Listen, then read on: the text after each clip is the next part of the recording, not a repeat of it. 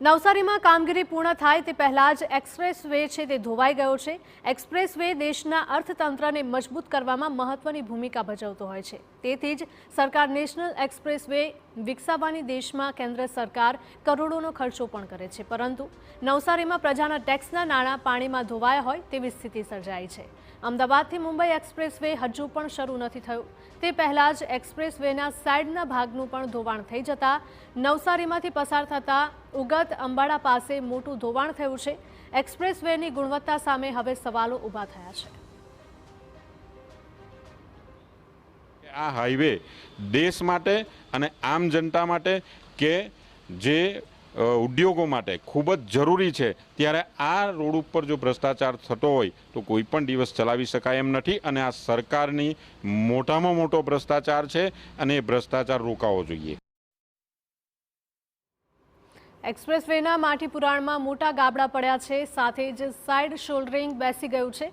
હજુ તો રસ્તો શરૂ નથી થયો અને સાઇડ શોલ્ડરિંગ બેસી જવું એ કામગીરી સામે શંકા ઉપજાવે તેવું છે અને પોતાની બેદરકારી છુપાવવા માટે આ ગાબડા તાડપત્રીથી ઢાંકી દેવામાં આવ્યા છે।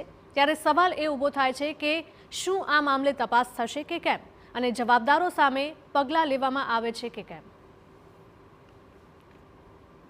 મુંબઈથી દિલ્હીને જોડતો અને નવસારી જિલ્લામાંથી પસાર થતો એક્સપ્રેસ હાઈવે હજુ બનવાનો બાકી છે, હજુ શરૂ થયો નથી। એના પહેલાં જ જે સ્થિતિ નિર્માણ થઈ છે, દ્રશ્યો દેખાઈ રહ્યા છે। આ દ્રશ્યમાન છે એ સાઇડ પર પુરાણ કરવામાં આવ્યું છે અને પુરાણ પર જે પિચિંગ કરવામાં આવ્યું છે એ ધોવાઈ ગયું છે અને બેસી ગયાની જે સ્થિતિ નિર્માણ થઈ છે એને પગલે જે કંઈક સમગ્ર જે કંઈક કામગીરી છે એની સામે સવાલો ઊભા થયા છે। અને મહત્ત્વની વાત એ છે કે આ જે ધોવાણ થઈ ગયું છે, રસ્તો જે કંઈક પિચિંગ કરવામાં આવ્યું છે, પીસીસી કરવામાં આવ્યું છે, ધોવાઈ ગયું છે, એને ઢાંકવાનો પ્રયાસ કરવામાં આવ્યો છે, એટલે કે બહારથી જોતા ખબર ન પડે એ રીતે પોતાનું જે કંઈક નબળી જે કંઈક કામગીરી છે એને છુપાવવાનો પ્રયાસ કરવામાં આવી રહ્યો એ પ્રકારની સ્થિતિ દેખાઈ રહી છે। સમગ્ર જે કંઈક રસ્તો છે સરભણ એટલે કે બારડોલી અને નવસારી જિલ્લાનો જે કંઈક વિસ્તાર છે એ વિસ્તારમાં આ રીતે ધોવાઈ ગયો છે।